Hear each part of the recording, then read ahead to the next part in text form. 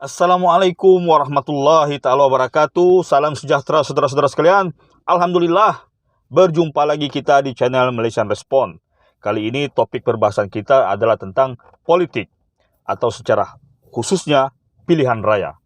Oke, apa yang saya mau share di sini adalah tentang tanda-tanda bahwa pilihan raya itu sudah semakin dekat.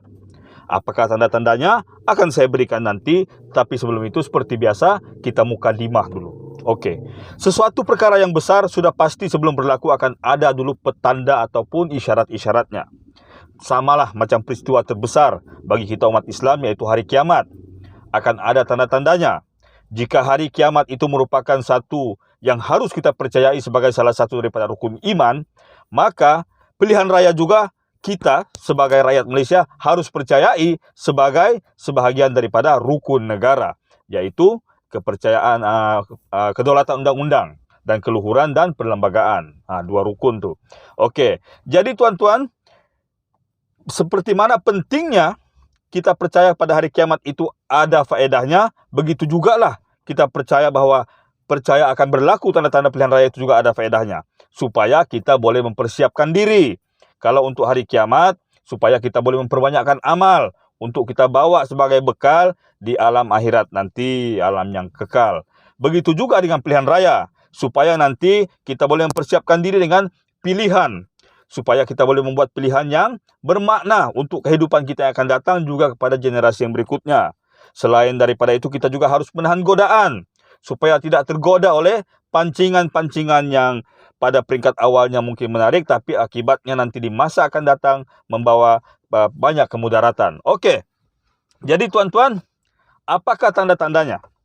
Ada 5 tanda-tanda yang sangat jelas yang menunjukkan bahawa pilihan raya sudah dekat. Ada di antara tanda-tanda ini datang daripada parti kerajaan. Ada juga yang datang daripada parti pembangkang. Ada di antara tanda-tanda ini merupakan tanda-tanda langsung daripada politik tersebut, seperti PRN Melaka dan PRN Sarawak. Ayalah, PRN bukan PRU. Begitu juga dengan tanda-tanda yang tidak langsung, seperti beberapa peristiwa yang seolah-olah tidak ada kaitan dengan politik, tetapi rupa-rupanya ada. Okey, jadi ini merupakan sebahagian daripada rahsia. Seperti mana hari kiamat pun dirahsiakan, begitu juga dengan pilihan raya. Tetapi hari kiamat itu adalah rahsia Allah Subhanahu Wa Taala. Tidak bolehlah kita samakan, cuma kita misalkan sedikit. Dan hari pilihan raya pula sama dengan orang bilang dirahsiakan oleh pihak kerajaan. Jadi tuan-tuan dan puan-puan, tanda-tanda yang langsung daripada politik, daripada pihak kerajaan adalah seperti saya nyatakan tadi, PRN Melaka yang sudah berlalu dan PRN Sarawak yang sedang berlangsung.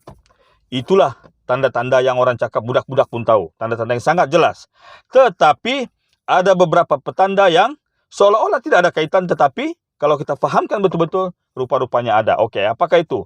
Yang pertama, ancaman daripada Filipina ataupun daripada pihak puak-puak di Sulu, kononnya Sabah mau diserang atau dirampas. Ini tuan-tuan, kalau kita kaji memang tiada apa-apa. Tapi kalau kita selidiki betul-betul, akan kita dapati bahawa ianya mempunyai satu persamaan yang hampir sama dengan insiden atau peristiwa sebelum berlakunya pilihan raya umum 2013, yaitu peristiwa pencerobohan di Lahad Datu di Kampung Tanduo. Sama. Jadi apa yang mau dibangkitkan di situ? Yang mau dibangkitkan kononnya adalah semangat patriotisme, supaya pihak parti pemerintah mendapat sedikit kelebihan, yaitu elemen penyatuan dan patriotisme. Itu hal yang ketiga. Ya, yang pertama, kedua tadi PRN Sarawak dan PRN Melaka. Sekejap, saya kasih on aircon dulu, panas. Okey, jadi seterusnya tuan-tuan, tanda-tanda yang berikutnya adalah perbicaraan kes bosku Datuk Seri Najib Tun Razak. Ramai yang menyatakan apa kena mengenai dengan pilihan raya? Memang ada tuan-tuan, kerana walaupun parti yang memerintah adalah parti yang dianggap sebagai perikatan nasional, tetapi tunjangnya pada masa ini adalah UMNO. Jadi Perdana Menteri yang memerintah sekarang berasal daripada parti UMNO, iaitu Datuk Seri Ismail Sabri Yaakob. Jadi jika Datuk Seri Najib Tun Razak dibicarakan dan dijatuhi hukuman, maka orang akan melihat seolah-olah ada kredibiliti di situ. Jadi orang pun percaya, wah, UMNO tidak pilih buluh. walaupun dia yang pegang, dia hukum dia punya bekas presiden parti. Ini sudah bagus. Jadi orang akan mendapat sedikit keyakinan. Ini memberi sedikit kelebihan. Sama ada Datuk Seri Najib Tun Razak semasa menunggu rayuan itu sempat atau tidak sebelum pilihan raya, itu wallahu alam, kita tidak tahu. Tetapi ini merupakan sebahagian daripada tanda-tanda bahwa pilihan raya itu sudah dekat. Karena apa? Karena ini merupakan satu, bukan perangkap tuan-tuan, tapi ini merupakan satu kelebihan kepada UMNO. Bahwa mereka, walaupun UMNO berada di atas, tetapi pada masa yang sama dapat menunjukkan kredibiliti yang baik, yaitu membicarakan Datuk Seri Najib Tun Razak di mahkamah tanpa prejudis.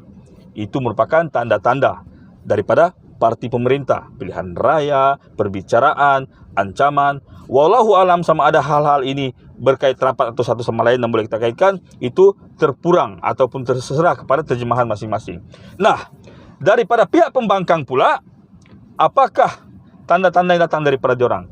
Kita sedia tahulah, ya, walaupun pilihan raya ini adalah merupakan rahasia besar kerajaan, tetapi bau-bau pilihan raya itu diadakan pun pastilah akan tercium juga oleh para penganalisis daripada pihak sebelah, pihak pembangkang.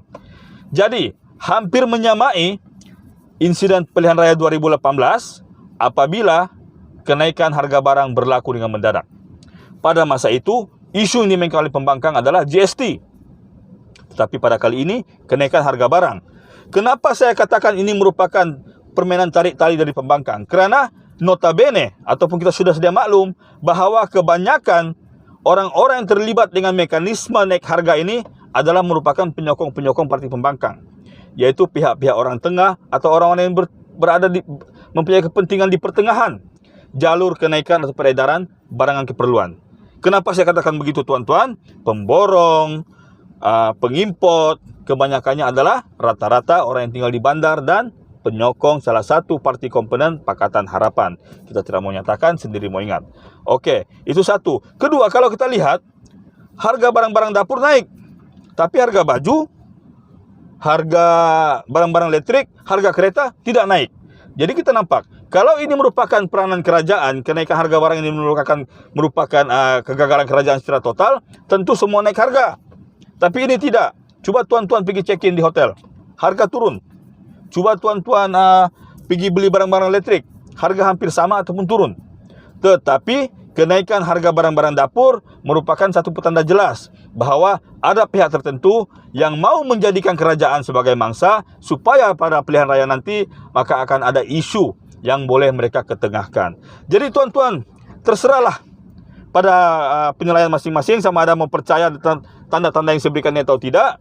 Tetapi sama pentingnya, seperti saya katakan tadi, kepercayaan bahawa pilihan raya itu ada dan kita bersiap sedia dengan tanda-tanda yang ada, sama pentingnya dengan kita bersiap sedia dengan tanda-tanda hari kiamat. Contoh, saya bagi contoh tuan-tuan ya. Kerana apa? Seperti saya nyatakan di awal video, kalau kita faham, maka kita akan bersedia.